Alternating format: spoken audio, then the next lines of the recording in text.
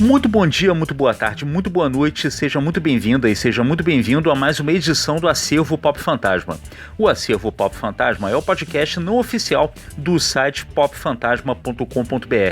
Eu sou o Ricardo Scott e nesse podcast eu faço roteiro, eu faço edição, eu faço produção, eu faço narração, eu só não faço a trilha sonora, que é do meu amigo Leandro Souto Maior, e também não faço as artes do podcast que você vê nas redes sociais e que são feitas pela minha amadíssima Aline Haluz. Se você está vindo aqui pela primeira vez, o Acervo Pop Fantasma é o podcast especial e exclusivo para os nossos apoiadores no catarse.me/popfantasma. Com apenas R$10 por mês, você apoia a gente no Catarse e mantém o nosso trabalho de pé e funcionando diariamente. E por trabalho, entenda-se a nossa busca diária pelas coisas mais loucas e legais do universo pop. Pode ser que você, que está me escutando nesse momento, ainda não esteja apoiando o site. Isso porque eu decidi liberar uns episódios do podcast para todo mundo poder ouvir. Tem os 3 primeiros lá no nosso canal do YouTube e tem também o da semana passada, tem esse que você está ouvindo hoje e vai ter o da semana que vem. Daí eu queria chamar a sua atenção para uma coisa.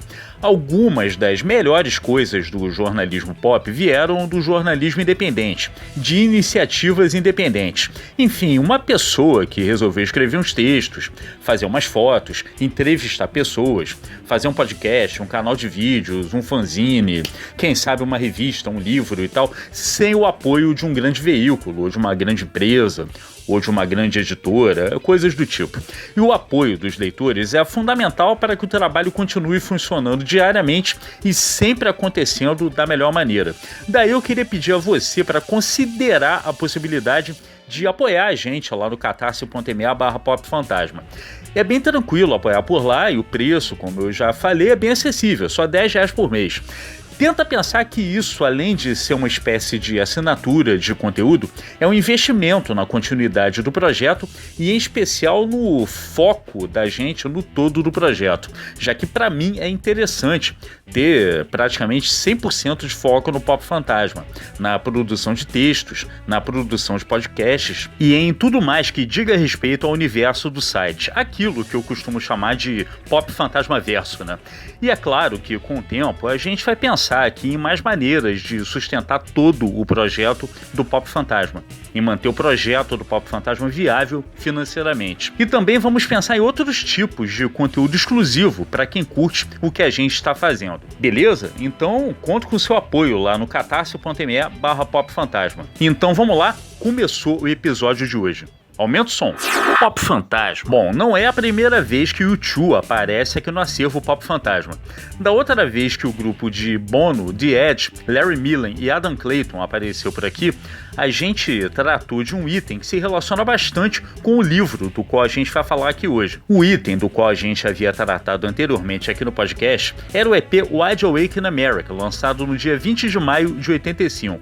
E ambos os itens, o EP e o livro, se relacionam, por sua vez, com uma época muito interessante da vida pessoal e da vida artística do U2, que foi a época em que o grupo vinha fazendo de tudo para ficar mais popular nos Estados Unidos e para, vamos dizer assim, colocar alicerces nos sonhos que eles tinham, que era o de virar uma banda de rock de arena que tocava para multidões. E para conseguir realizar isso, eles tinham que se defrontar com o mercado americano. Era praticamente uma imposição. Tanto que o tal EP se chamava Wide Awake in America e inicialmente teria distribuição apenas nos Estados Unidos. Isso bem antes dele virar um disco que você encontrava amontoado nas gôndolas de uma certa loja de departamentos aí, como a gente comentou aqui no podcast. Aliás, se você assina o Acervo Pop Fantasma, se você colabora com a gente no Catarse, dá uma olhadinha numa das newsletters que a gente mandou recentemente, porque numa delas a gente juntou todos os episódios numa newsletter só. Dessa vez eu vou falar de um livrinho e brochura, na verdade um daqueles livrinhos em formato de revista, que você encontrava a todo momento em livrarias que vendiam livros importados nos anos 80 e 90, e foi um livro que aproveitou essa escalada à fama de U2 para mostrar um pouco da história da banda e um pouco do que já havia saído deles em outras publicações importantes. Esse livro, que foi lançado no dia 10 de maio de 85, se chama Stories for Boys, e é dele que a gente fala a partir de agora. Aliás, Aliás, já estamos falando. Pop Fantasma. Stories for Boys é o nome de uma música do primeiro disco do U2, o Boy, de 1980. Originalmente era a primeira música do lado B do vinil, e a letra dessa canção falava sobre o dia a dia de uma criança que estava lendo uma história de aventuras e descobria que a vida dela não era exatamente assim uma grande aventura. Boy é um álbum que naquele comecinho dos anos 80 servia quase que como um guia para garotos de classe média, com músicas falando sobre alguns dos perigos que vinham naquele caminho tortuoso que começava na infância e seguia até a juventude. Ao contrário do que acontecia com discos de bandas como Led Zeppelin ou, sei lá, Grand Funk Railroad, não sei, o Boy era basicamente um disco sobre vulnerabilidade, cuja inspiração tinha vindo de alguns dos grandes ídolos do U2, uma turma que incluía T-Rex, David Bowie, The Who e Neil Young. Daria até para dizer que Boy era aquele típico disco com o qual todo mundo podia se identificar. Mas não era bem assim, já que comentários sociais mais diretos estavam fora do álbum.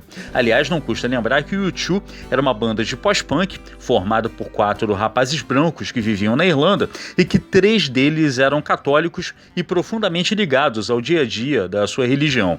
Aliás, o U2 chegou a pensar seriamente em largar o rock depois do segundo disco, October. Isso porque eles achavam que o estilo musical poderia se chocar com as práticas religiosas do trio Bono, The Edge e Larry Millen. Adam Clayton, o baixista, que nunca quis saber dessa conversa. As letras dos primeiros discos de U2 eram praticamente fábulas que refletiam o dia a dia, as dores e as inadequações deles. Mas sim, se você algum dia teve algum sentimento de não estar cabendo direito no mundo que parecia ter sido destinado a você, ou se você algum dia se sentiu aterrorizada com a realidade e não sentiu que estava rolando muito acolhimento nos seus relacionamentos, seja com família, com amigos, com escola e coisa e tal, existe uma grande chance de você se encontrar ali nas letras de Boy. Pop Fantasma.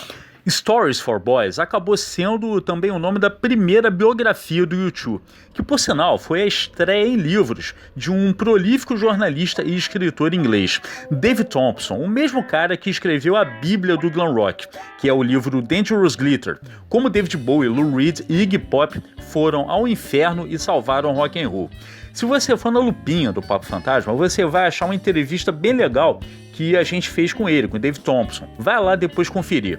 Em Stories for Boys, Dave usou o nome artístico Dave Thomas e basicamente ele se aproveitou para fazer o livro de material publicado em revistas e jornais de música, como Melody Maker, Zig Zag, Record Collector e New Musical Express. Ele até avisa logo no começo do livro que não conseguiu falar com o U2, mas que usou um material bem legal de entrevistas, inclusive de reportagens feitas por jornalistas que conviveram bastante com a banda, como, por exemplo, Paulo Hewitt, do jornal britânico The Guardian. Entre fotos do U2 com cara de pós-adolescentes e imagens de Adam Clayton parecendo um integrante do Japan, Dave flagrou o U2 naquela plena inocência dos primeiros anos. O livro tem declarações de Bono dizendo que a banda não pretendia se mudar para Londres porque, abre aspas, não se sentia fazendo parte daquilo, fecha aspas, e que as raízes católicas da banda falaram mais alto na escolha por ficar em Dublin, capital da Irlanda, já que Bono se sentia meio por fora do que ele classificava como, abre aspas, um mundo de luzes de neon, prostituição, masturbação, pessoas com pressa de se dar bem na vida e tráfico comendo solto, fecha aspas.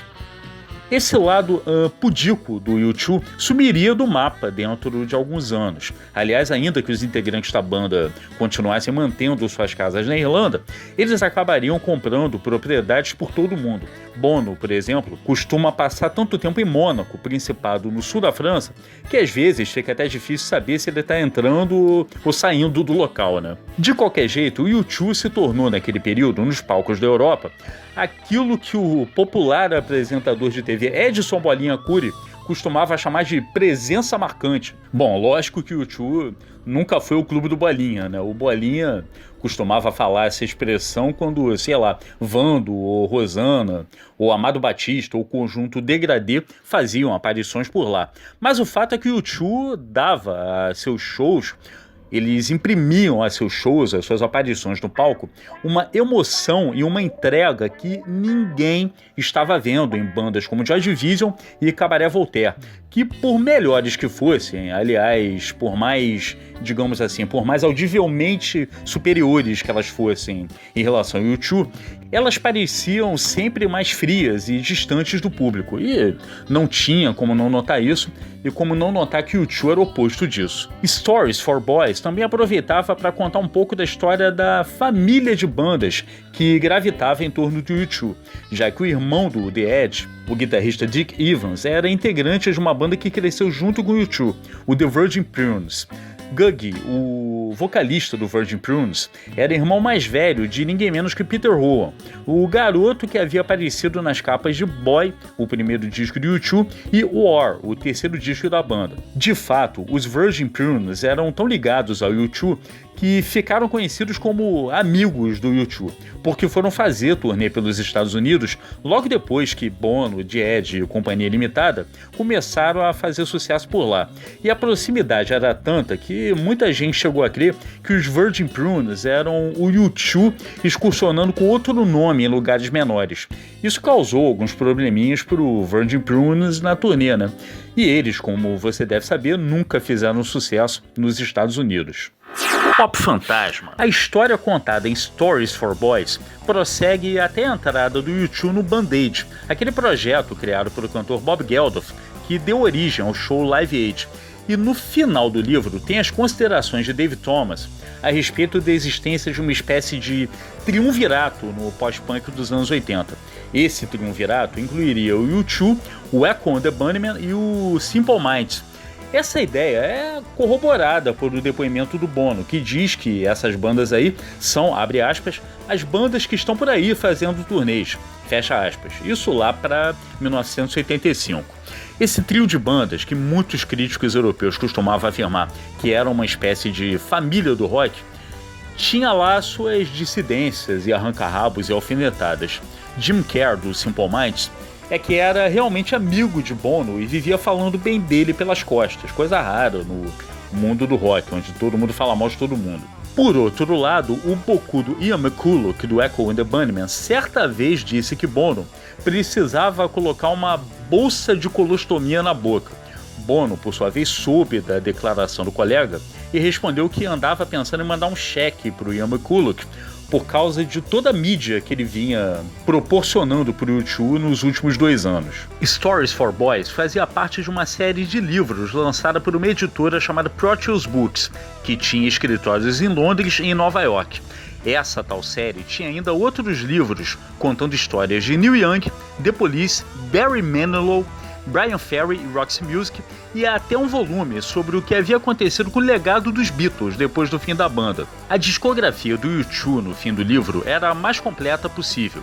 Tinha todos os singles da banda, os LPs que haviam saído até então, e algumas coletâneas que tinham saído com o material da banda. Uma das mais interessantes era Just for Kicks.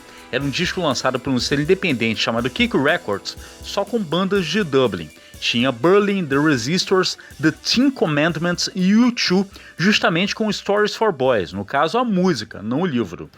Pop Fantasma. Bom, é isso, o acervo Pop Fantasma fica por aqui e eu aproveito para convidar você para dar uma olhadinha no site do Dave Thompson, é davethompsonbooks.wordpress.com. Eu queria convidar você também para todo dia dar uma olhadinha no Pop Fantasma. Eu sou o Ricardo Scott e a gente se encontra na sexta-feira no Pop Fantasma Documento, nosso podcast oficial. E reforçando o convite, todo dia a gente se vê lá no popfantasma.com.br. Muito obrigado pela companhia, valeu, fui, até a próxima.